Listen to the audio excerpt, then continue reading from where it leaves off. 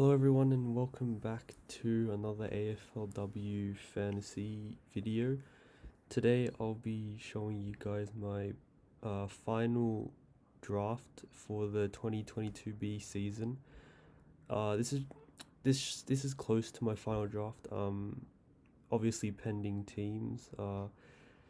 If any of my rookies are not named or anything, then I'll probably swap them out. But this is what my team will look like, what most of it should look like by the end of the first round. So I'll just go through all of my decisions and why I've picked everyone. Hopefully it can help all of you guys make your own teams as well. So I'll start from defense. I've got Emma Carney at D1. She obviously is the North Melbourne captain, and she's just set for a very safe and fantasy friendly role across halfback, as she played last year. Yeah, she's a very good pick for D1. One of the premiums you'll want by the end of the year, and it's either her or Schleicher for this D1 position. I think I spoke about it in my last video. I didn't want to pick Schleicher because I thought her role might affect her in terms of the midfield not allowing her to take her intercept marks and junk marks for the fantasy scores in defense. But yeah, and then she suffered that concussion in the preseason game, so I'm gonna go with Emma Carney, just because I think she's a safer D1. So yeah. Moving on to my D2, I've got Louise Stevenson. She's set for a full-time mid-role in the Hawthorn midfield. After moving over from, I can't remember her former club, but she moved over to Hawthorn, and she's set for a role change from defence to full-time midfield. So she offers pretty decent value. She gathers the ball a lot, tackles as well, so I think she'll be a good mid-pricer to start with. Sarah Goodwin, Port Adelaide's top draft pick from the draft. She, although is quite heavily priced for rookie, she has pretty good job security, and she will probably have a good run through the Port Adelaide side with a decent roll-off half-back. She should be able to accumulate some very good AFL fantasy scores, so I think she's a very good D3 option. And the same goes for Brenda Tarrant, who's also moved from a different club to Sydney this time. In the practice matches, she was just intercepting everything, marking everything, and she's probably the biggest lock to your defense this season, considering she's so cheap and she has such a good role in an expansion club that should see a lot of ball in defense. Bridie Kennedy is a similar situation at Sydney, except she'll be playing through the midfield. She had a full-time mid-role, and she looks set to have a good season, primarily through the midfield. And since she is a basement rookie, that should help us generate a lot of cash in defense and also some decent on-field scores. On the bench, I have a Gabrielle Webster. She was very good for the Suns in her practice game, and will be a decent bench option. I also considered North Melbourne's O'Shea, but she seems more like an X-Factor player, and I don't really trust her scoring. Like, she seems like she's a line-breaking halfback, but wouldn't have much of a fantasy-friendly role, especially with Carney back there. So, yeah, that's why I've passed on her, but I could change my mind by the time teams come. So, but this is the setup I'm going with right now in defense. In my ruck, I've got Davies, she should be the primary GWS rock. Very good job security. And I think going with a cheap rock for AFLW fantasy to start the season is probably one of the best strategies. Last year was Leah Cutting, who was in a lot of people's sides round one, and she was on my bench, but I remember her scoring very well, scoring as well as my on-field rock. So I think it's worth just saving the money and investing it elsewhere when you have someone like Davies who has such good job security and decent scoring. On my bench, I have Elizabeth McGrath, who also has good job security. I'm not really sure about her scoring, but she seems very enthusiastic, and she looks pretty aggressive from the way she plays. So hopefully she can get some tackles and some marks around the ground as well, because that's something else she was pretty good at. I'll move into my midfield now. I've gone with the double Uber Premium setup with Ebony Marinoff and Anne Hatchard. They are two of the best fantasy scorers in the entire game. Probably second to Kiara Bowers. Yeah, Marinoff is probably going to be in a lot of teams in round one just because of her scoring. She's going to be the top scoring player in round one, I would assume. If it's not her, then it would probably be Hatchard. These two Adelaide midfielders, they just rack up the ball around the entire ground all day. And from last year, they averaged 100 plus each. So putting them both in my team, it's a lot of money invested in two positions, but I think it's worth it considering there's so much value elsewhere where you can save money. I think this is a decent investment for some early points. Georgia Patrikios is my M3. I think she is also probably a lock for everyone's teams as well. Obviously very underpriced. Missed all of last season due to the COVID protocols, COVID rules, vaccination rules. So she's heavily underpriced. Used to be a top 5 midfielder by average. So once she regains her fitness, she'll probably be a keeper for the entire season. So she's great value at 100k. And for my other two midfield spots, I've got two of the top draft picks from this year. I've got Ham and Fleming. Ham is probably essential to every single midfield because of her job security, her role, and her scoring ability.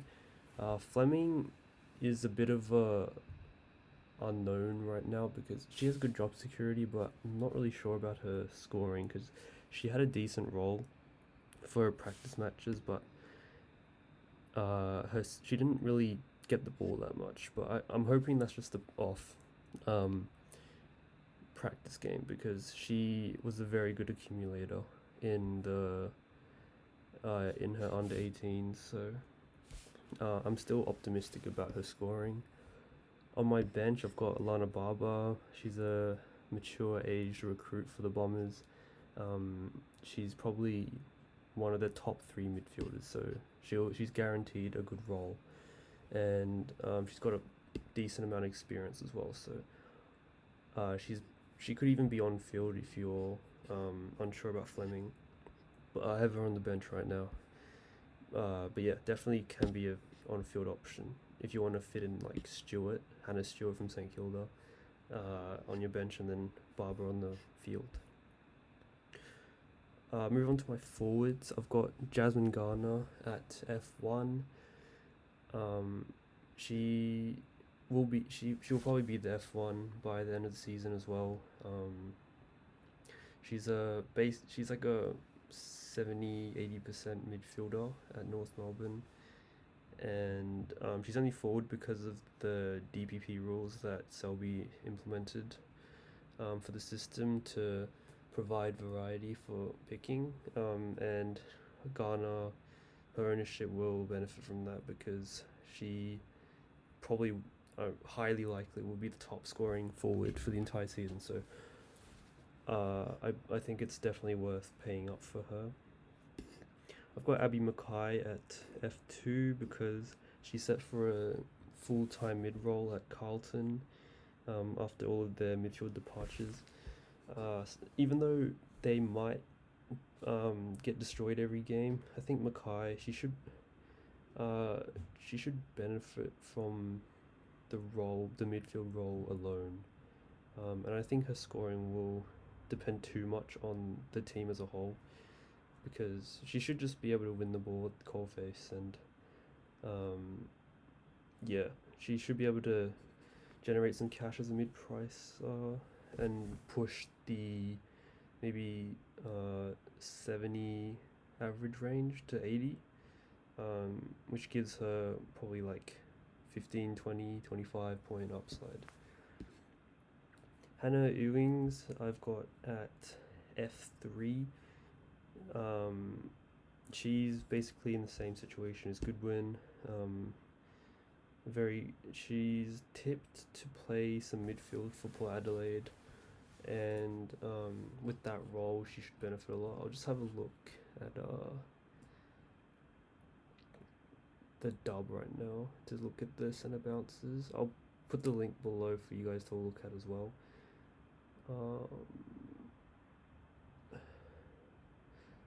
So Ewings, okay, so she didn't get any mid time, but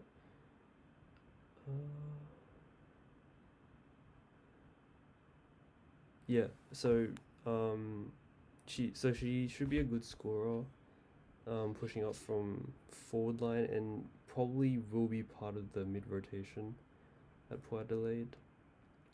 But yeah, primarily forward it looks like from the preseason games. But yeah, she should be a prolific scorer, so she's a good option as a cheap mid-pricer. Amy Whalen and Sigeti, both from Sydney, they're set for full-time mid-roles this season as well, so as forward rookies, that provides a lot of value for upside in this midfield scoring. And on the bench, I've got Megan Kaufman, who I think she's already been confirmed to debut for Fremantle. And in the practice matches, she scored quite a few goals. She scored maybe a couple goals and was very good. So even though she doesn't have a particularly good role, she's in a good team that will provide her with plenty of opportunities to score. So yeah, I'm very confident that she'll be a good rookie as well this season. And then in my utility bench spot, I've got Riley Wilcox, who is also forward, but she's set to play on the wing for the Dogs. And in the practice match, she gathered a lot of marks and tackled hard as well. So those two elements are essential for good AFL fantasy scoring. She's got both of them as a rookie. So yeah, I'm pretty confident in her. I'm also looking at a few other rookies just because there are a lot of rookies that can be considered this season, and there's also obviously the uncertainty around rookies starting on field. In the forward line, I'll just have a look. Let me see.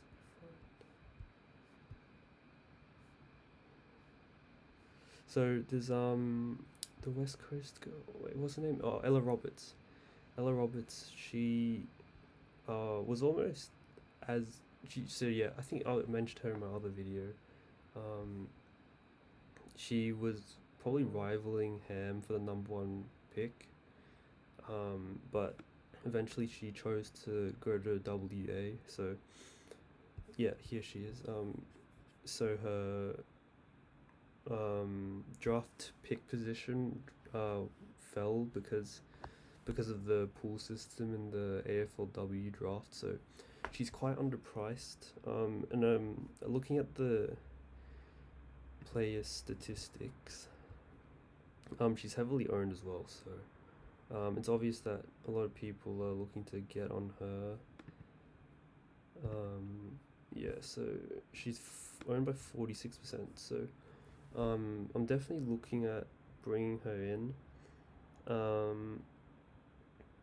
Potentially for Wilcox, but I'm not quite sure because although I like Wilcox's role, I also like Roberts's just her the way she plays, like because she'll probably be a prolific scorer just from getting involved with all the attacking play for West Coast, and she'll probably kick quite a few goals and mark the ball a lot, to help with the attacking chains at the Eagles. So I'm definitely considering the possibility of replacing Wilcox with her, but I'm not quite sure about that yet. I'll look here for other options. So obviously Ewings is here as the forward. Lucy Wales is also a decent ruck option. She's rotating her role with Tamara Luke, and she looks to be a good rookie ruck, but personally I prefer the two girls with full-time ruck in McGrath and Davies. So I'll probably pass on Wales, but she is a very good option. I think I spoke about Stewart earlier. Foley I just don't trust. She's 50k, and when you can get Goodwin and the Sydney defender, wait, what's the name again? Tarrant. I don't think it's worth getting Foley. Let's go back to yes. Yeah, so no, I don't think it's worth getting Foley, even though she'll probably be a good option. Kate Hoare, she's a good F1, F2 option, but I'm just worried about her role at Melbourne. I don't think she'll get consistent enough mid-time in order to warrant selection with all the other forward options. Molly Eastman is also a decent defender. She didn't get much time in the practice matches, which is disappointing, but as a bench option, she's also pretty decent because since most people I think will be starting with one or two 28.7 Kers on field, there's obviously Kennedy and O'Shea and then Webster, but if you don't like any of those, Eastman is also a decent option, assuming that she gets starting position in round one. Ellie McKenzie is also a really good mid option. If you don't have faith in Abby Mackay at Carlton with her mid role, then McKenzie is definitely second in line for that. She looks to be very good value. Valued at 39. I think she can push an average of 60 to 65, to be honest, or 60, playing through the midfield for the Tigers. So there's a lot of upside for her. I might try to get her in, but I don't think she can fit in my team at the moment. But definitely, very good option. Hanks is also a good F1 option if you don't want Garner, but I strongly recommend getting Garner over Hanks. Abby Dorick, she is a very good mid-rookie option as well, but there's a worry about her job security, considering Port Adelaide have signed quite a few inside midfielders that play a similar role to her. So, probably it's safer to go with a Stewart or a Barber at this point. Pound is a good D2 option if you want to pay up for a premium defender. She gets a lot of the cheap ball at Carlton, and considering the ball will probably be in the Carlton defence quite a bit. She's a very good option. Bates is also a good option for M2, your second midfield spot. But I had her in my team earlier, but I'm just unsure about her the tag possibility, because I think, considering she's like a top 3 player in the AFLW outside of fantasy, I think a tag is on the cards for a lot of weeks. So I wouldn't want to risk it with her when you've got other very good mid options that you can probably afford paying up for if you get all the right rookies. Georgia Berg is a strong flag because she just got ruled out, put on the inactive list with an injury. So probably, if you have her, flick her to either Davies, McGrath, or Wales.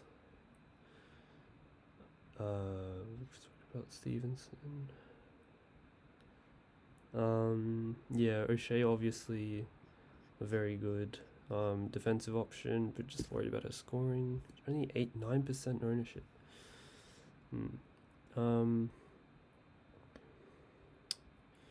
Chloe Malloy could be a good option if she plays midfield, even though that seems unlikely at this point. She played full midfield in her practice game and dominated. But I think Colin would value her more as a forward, so she could either be a really, really good option, or she might mess up your season. So she's a very high risk, high reward play. Could boost you into the top 100 early on. But yeah, very big risk associated with her. But I think that's probably it. Shireen is also a good option as well. I had her in my preseason team, but I don't think she got very good minutes in the practice game, or she just didn't perform well. So I'm kind of off her at the moment, considering there's better options. Abby Mackay with 5% ownership. But yeah, I think that's probably it for all the fantasy options. Obviously, I'll link some resources below for you guys to look at to make your own decisions, but this is probably the team I'll be going with.